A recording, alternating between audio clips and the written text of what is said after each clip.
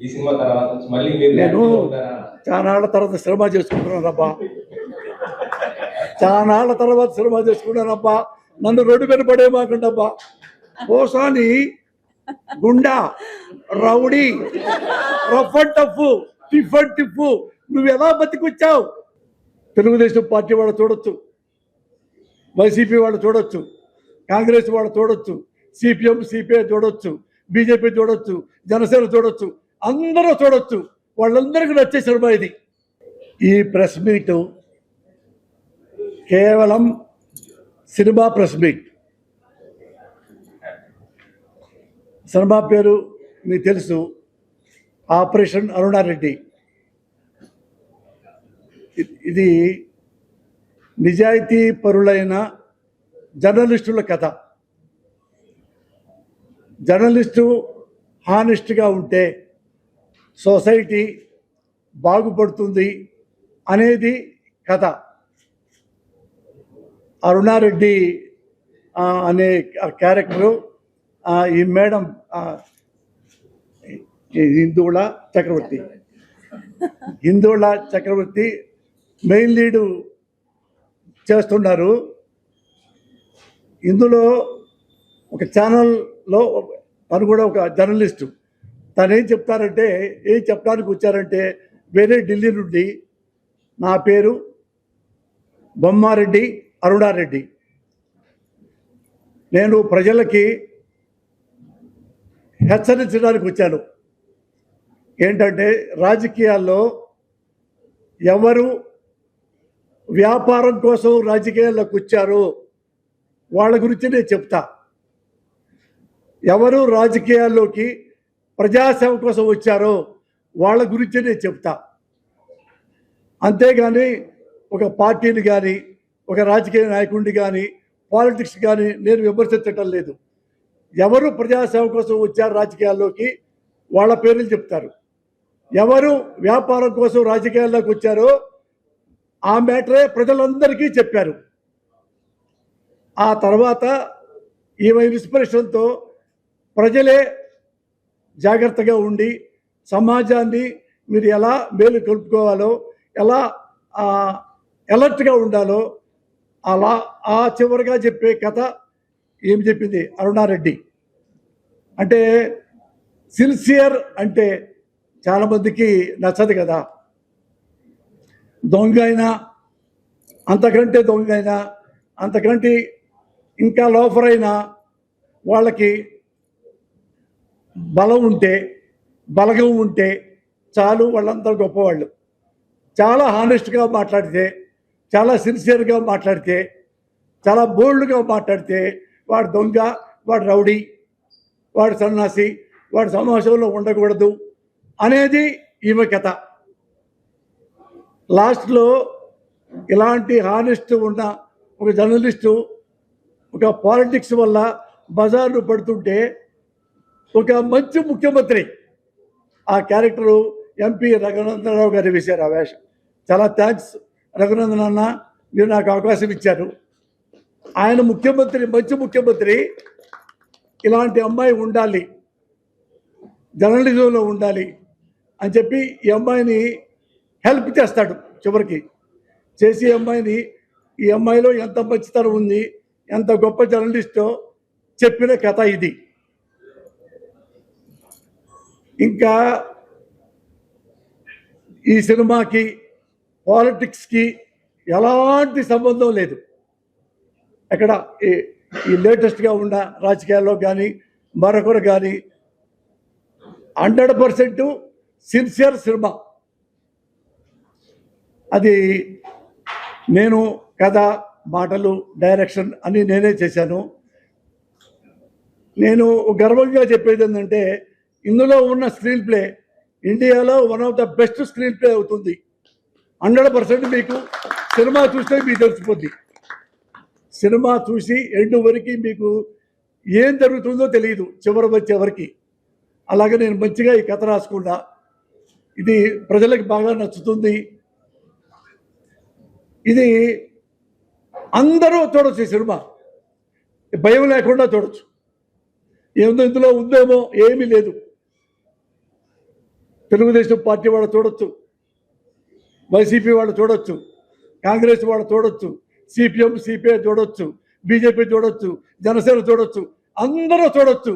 వాళ్ళందరికీ నచ్చే సినిమా ఇది. ఇంకా మీరేని అడిగితే చెప్పండి.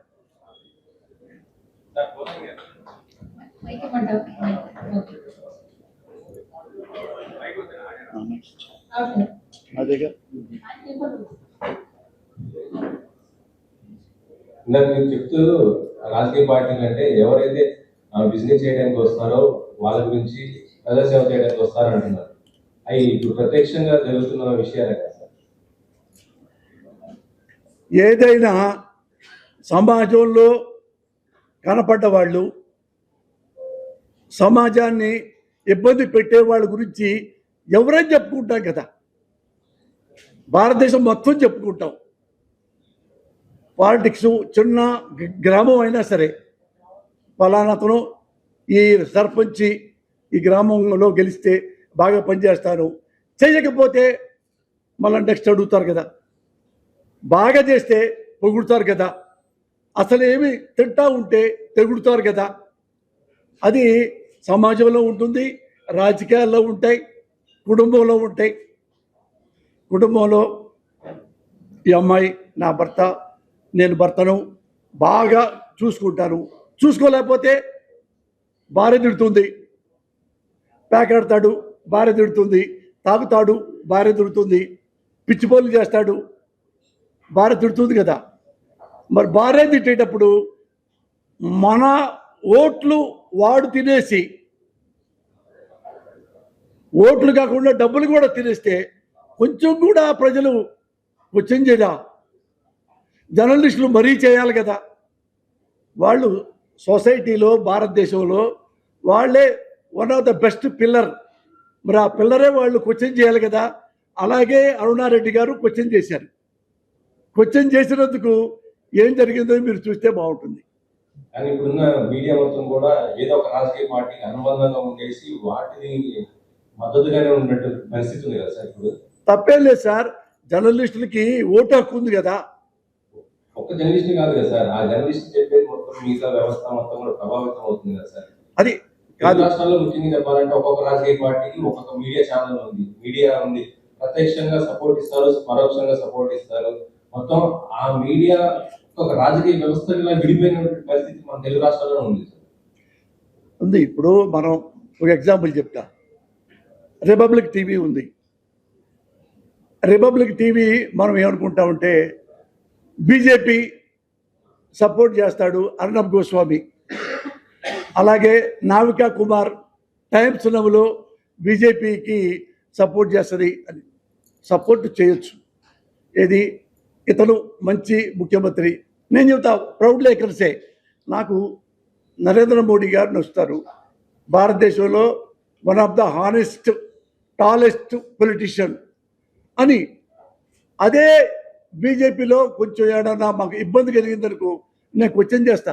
సేమ్ అలాగే ఈ అర్ణబ్ గోస్వామి ఎంత పొగుడుతాడో బీజేపీని అంత విమర్శిస్తాడు.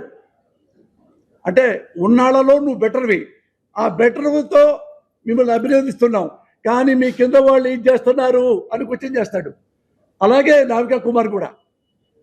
అంటే తెలుగు రాష్ట్రాల్లో ఎందుకు లేదు అలాంటి అంటే సినిమా కూడా ఆపరేషన్ అన్నారెడ్డి అంటేనే మన తెలుగు రాష్ట్రాలకు సంబంధించినటువంటి మీడియా కానీ పాలిటిక్స్ కానీ సంబంధించినటువంటి సినిమా. సో ఇక్కడ ఎందుకు లేదు? అలాంటిది ఏమైనా చూపిస్తారా? మరి అట్లలేదు అంటే మనం ఏం చేయాలంటే సార్, ఇప్పుడు అన్నా ఎవరు కెమెరాకి మనము మన ఇంట్లో భార్య బియ్యం జరుగుతుంది, 2 3 ఉంటాయి గడ్డలో రాళ్ళు తీసుకుంటూ ముందుకు వెళ్ళాలి తప్ప ఈ రాయి ఉంది మొత్తం చండాలు ఏంటట.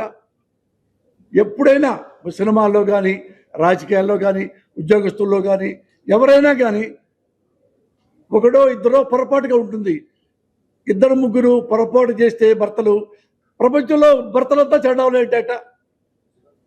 ఒకటి నేనే తప్పు చేస్తాను, అందరు మొగుళ్ళు చండాలు ఏంటట. ఇది ఇట్లానే 1, 2 ఎవరైనా మాట్లాడవచ్చు. వాళ్ళు మా ప్రేమతో ఆ పార్టీని అభినందించవచ్చు. అంత మాత్రాన జర్నలిజం చెడిపోదు, జర్నలిస్టు చెడిపోడు. ఇందులో అదే చెప్పా. వన్ ఆఫ్ ద జర్నలిస్టు ఆనెస్ట్గా ఉంటే రాష్ట్రపతి నుండి, సుప్రీంకోర్టు నుండి, ప్రధానమంత్రి నుంచి, ప్రజల నుండి మొత్తం కూడా ఎలర్ట్ అవుతారు, చైతన్య పరులు అవుతారు. ఈ జర్నలిస్టు ఇలా చెప్పాడు అమ్మ బాబోయ్, అతను అలా చెప్పాడు అమ్మ బాబోయ్, మనం జాగ్రత్తగా ఉండాలి. చూడండి, ఎవరు తప్పులు చేశారనుకో జర్నలిస్టులు కానీ కెమెరాలు కానీ పెడతారా? వద్దు. అంత భయం జర్నలిజం అంటే. అంత ఇష్టపడితే దేశం బాగుంటుంది. ఈ సినిమా నుంచి మళ్ళీ మీరు రాజకీయ అనుప్రవేశం ఉందా సార్? ఇది రాజకీయాల సంబంధమే లేదు. మీరు మీరు ఇప్పుడా?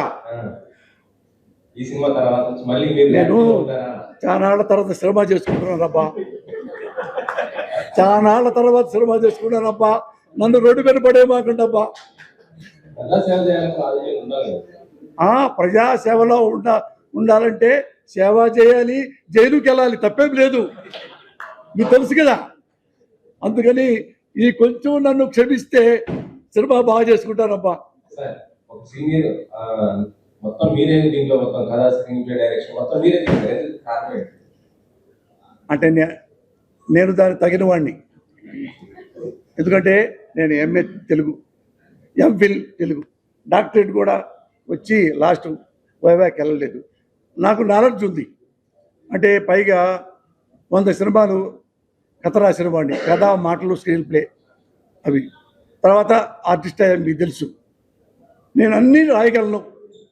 ఎడిటింగ్ నాకు ఎడిటింగ్ చాలా బాగా ఇష్టం. One of the best editor అని నేను నమ్మకం నాకు. అలాగే స్క్రీన్ ప్లే నాకు బాగా ఇష్టం. నేనే ఎప్పుడు స్క్రీన్ ప్లే రాసుకుంటా, నేనే వేసుకుంటా. ఇది ఎడిటింగ్లో కూడా ఇవి అన్ని రకాలు నాకు తెలిసినవే చేస్తా.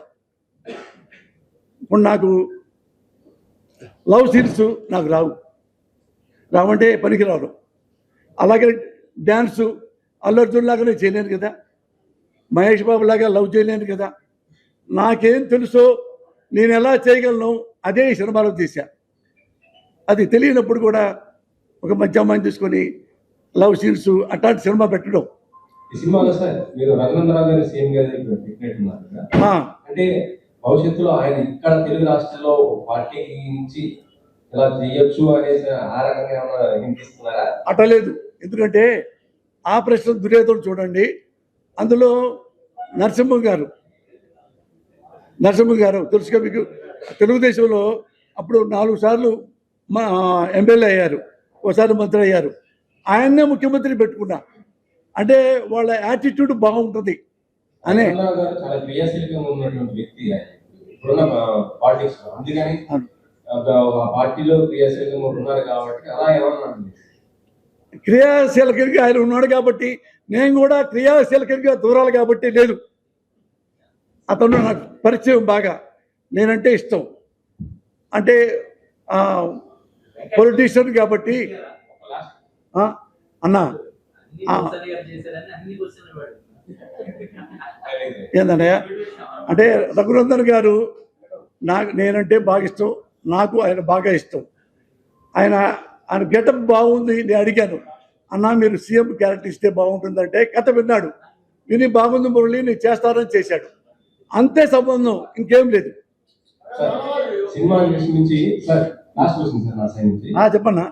సినిమా ఇండస్ట్రీ నుంచి ఇప్పుడు తమిళ్లో మన విజయ్ గారు పాలిటిక్స్ రావడం జరిగింది, విన్ అవడం జరిగింది. దీనిపైన మీ కామెంట్ ఏంటి సార్? నాకు 1986 నుండి అతను నాకు తెలుసు.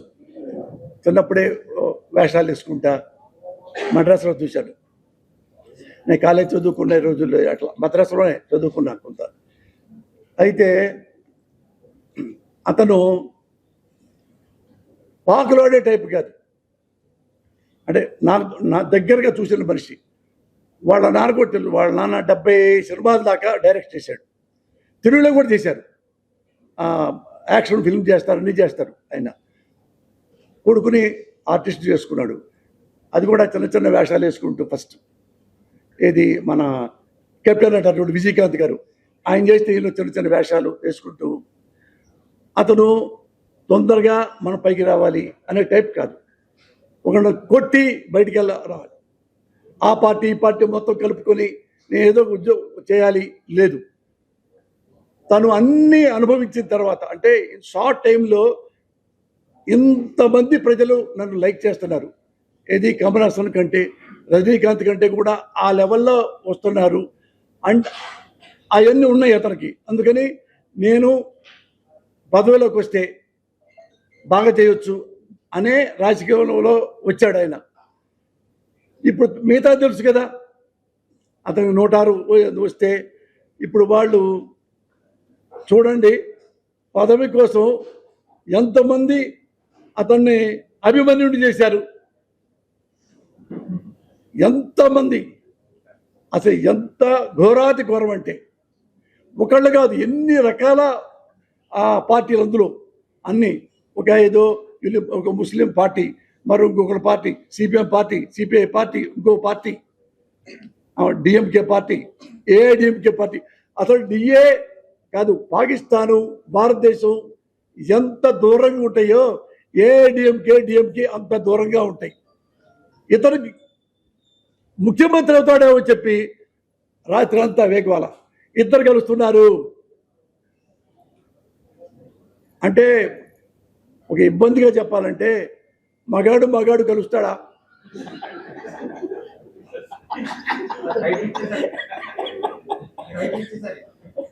ఎవరన్నా అసలు నేను ఐ క్రైడ్ లైక్ ఎనీథింగ్. అప్పుడు రాజకీయాల్లో ఎవరన్నా మంచోళ్ళు వస్తే నేను చాలా సంతోషపడతా. అతను గుడ్ మ్యాన్ అండి, very good man, I can say proudly.